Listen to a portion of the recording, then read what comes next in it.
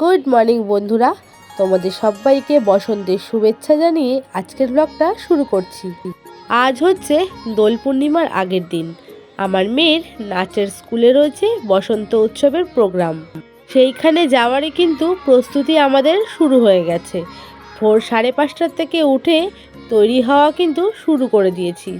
যেহেতু মেয়েকেও শাড়ি পরাতে হবে আর আমি নিজেও শাড়ি পরবো, তো তার জন্য কিন্তু ভোর 5:30 থেকে সাজুগুজু করা প্রায় শুরু করে দিয়েছি। শাড়ি পরে গাড়িতে বসতে কিন্তু মেয়ে একটু ভয় পাচ্ছিল, তো সেই জন্যই আমি ওকে ধরে এক পাশ করে বসিয়ে দিলাম। জানো বন্ধুরা, ছোট থেকেই কিন্তু আমার এইসবের খুব শখ ছিল যে এই রকম অনুষ্ঠানে যোগদান করব, কিন্তু কোনো কারণবশত কিংবা সময় সাপেক্ষ হিসাবে তা কিন্তু হয়ে ওঠেনি। এখন আমার সেই সব ছোট ছোট স্বপ্নগুলো কিন্তু আমার মেয়ের দ্বারা পূর্ণ হচ্ছে। তো বেরিয়ে পড়েছি, আর যথারীতি সময় লেট করে এসেছি, আর স্যার কিন্তু আমাকে বকাবকি শুরু করে দিয়েছে। দেখো এখানে লাইনও কিন্তু শুরু হয়ে গেছে। মেয়ে যাওয়াতে ওদের লাইনেরই একদম শেষ মাথায় এসে মেয়ে দাঁড়ালো। বন্ধুরা, তোমাদেরকে এবার অনুষ্ঠানটার সম্পর্কে কিছু বলি। আমার মেয়ে যেইখানে নাচ শেখে, ডমরু ডান্স একাডেমি, সেইখানকারই ওনার সুমিত স্যার এই প্রোগ্রামটার কিন্তু আয়োজন করেছে। সকালবেলায় এখন সব বাচ্চারা হলুদ শাড়ি পরে কিন্তু বেরিয়ে পড়েছে প্রভাত ফেরিতে। প্রভাত ফেরি উপলক্ষে গান হচ্ছিল ওরে গৃহবাসী। সেই গানের তালে তালে কিন্তু বাচ্চারা ডান্ডিয়া নিয়ে নাচতে নাচতে যাবে। প্রভাত ফেরি শেষ হলে ভেতরে কিন্তু ভাষা উদ্যান বলে এক জায়গায় প্রোগ্রামের ব্যবস্থা করা হয়েছে, সেইখানে হবে বাকি অনুষ্ঠান। আর বাচ্চার মায়েদের আর বাচ্চাদের ড্রেস কোড ছিল কিন্তু লাল পাড় হলুদ শাড়ি। সেই কথা মতোই কিন্তু আমরা সব মায়েরা আর বাচ্চারা যথারীতি সাজুগুজু করে চলে এসেছি। প্রভাত ফেরিটা তোমাদের দেখে কেমন লাগছে বন্ধুরা, অবশ্যই কমেন্টের মাধ্যমে জানিও। আর দেখো সামনে রয়েছে আমার মেয়ে। পরপর কিন্তু লাইন হয়েছে ছোট থেকে বড়, সেই অনুসারে প্রত্যেকটা বাচ্চাকে কিন্তু দেখে পুরো মা সরস্বতীর মতো লাগছিল। আমাদের স্যারের প্রচেষ্টায় আর কল্যাণী পৌরসভার সহযোগিতায় কিন্তু এত সুন্দর একটা অনুষ্ঠান করা সম্ভব হয়েছে। তাহলে বন্ধুরা, প্রভাত ফেরিটা আমরা সবাই একটু দেখে নিই।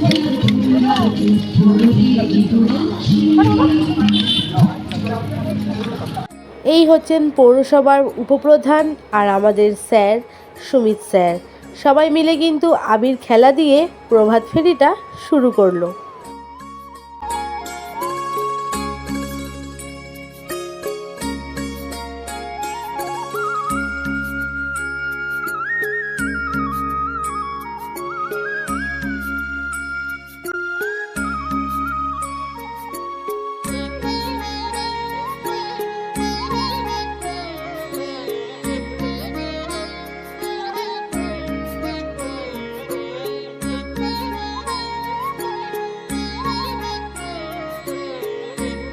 আমাদের এই প্রভাত ফেরিটা শুরু হয়েছে কল্যাণীর ভাষা উদ্যান থেকে।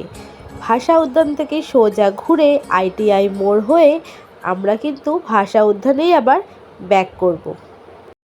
আর এই সামনের বাচ্চাগুলো আমার মেয়ের ব্যাচেরই স্টুডেন্ট, অর্থাৎ আমার মেয়ের বান্ধবী, আর মেয়ের মায়েরা হচ্ছে কিন্তু আমার বান্ধবী। তো বন্ধুরা, বাচ্চাগুলোকে সত্যি তোমাদের কেমন লাগছে কমেন্টে কিন্তু অবশ্যই জানিও। প্রত্যেকটা বাচ্চাকে কিন্তু অপূর্ব লাগছে, আর সবাই যখন একে একে নৃত্য করতে করতে যাচ্ছিল তা দেখতে কিন্তু আরও বেশি সুন্দর লাগছিল। আর এই হচ্ছে আমার ননদের মেয়ে, ও এখানে নাচ শেখে, সবাই কিন্তু পার্টিসিপেট করেছে। আর আমাদের দুই মেয়েও কিন্তু এখানে রয়েছে। ওরা যেহেতু পেছন দিকে ছিল, আমি তাই অত দূরে আর যেতে পারিনি।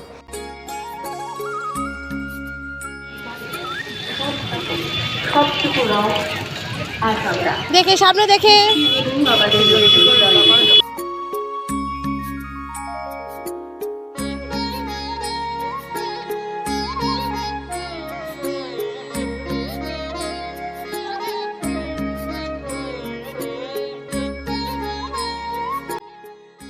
চলতে চলতে এইদিকে আমার মেয়ের পিসি ওকে হাত দিয়ে ডাকছে যে সোনা, পেছন দিকে টাকা, তোর পিসে মশাই DSLR ক্যামেরা দিয়ে ভিডিও করছে আর ফটো তুলবে, সেই জন্য। আর সত্যি DSLR ক্যামেরা দিয়ে ফটো তোলা বা ভিডিও করা সেই কোয়ালিটি কিন্তু থাকে আলাদা।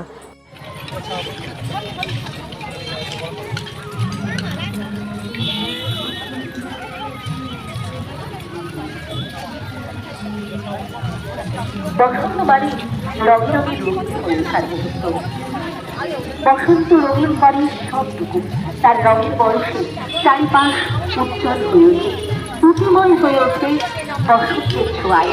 প্রকৃতি সেজে ওঠে প্রকৃতি, রঙে রঙে রঙিন হয় বসন্তের প্রকৃতি। আর তাই তো বসন্তের সেই সবটুকু।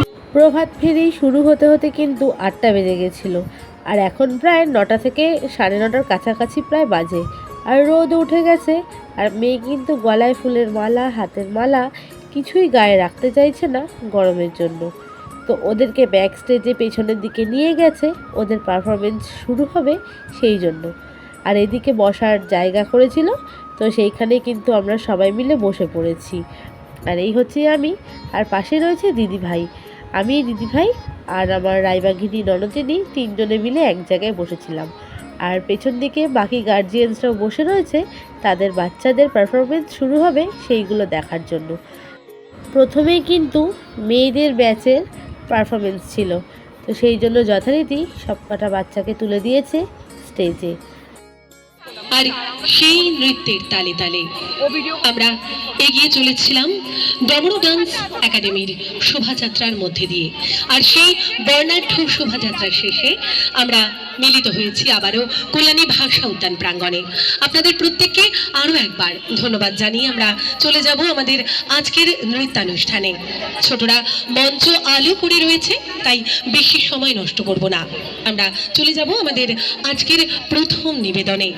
কাঁচরাপাড়া শাখার ছাত্রছাত্রীদের দ্বারা পরিবেশিত নৃত্যানুষ্ঠান ডমরু ডান্স একাডেমির বসন্ত বন্দনায় আপনাদের প্রত্যেককে আরও একবার সাদর আমন্ত্রণ জানিয়ে আমরা চলে যাব আমাদের প্রথম উপস্থাপনায়। শুরু হয়ে গেল আমার মেয়েদের ব্যাচের নৃত্য পরিবেশনা। আর বন্ধুরা, এর পরের অংশটুকু আমি স্পিডটা বাড়িয়ে দিয়েছি কপিরাইটের জন্য।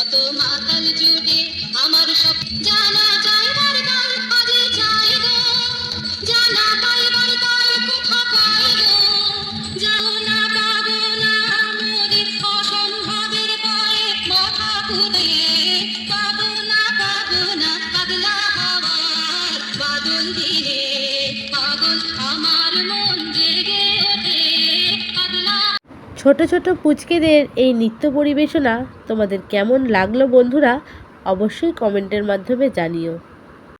এইদিকে মেয়েদের নাচ শেষ হয়ে গেছে, আর শুরু হবে সেকেন্ড ব্যাচের নাচ।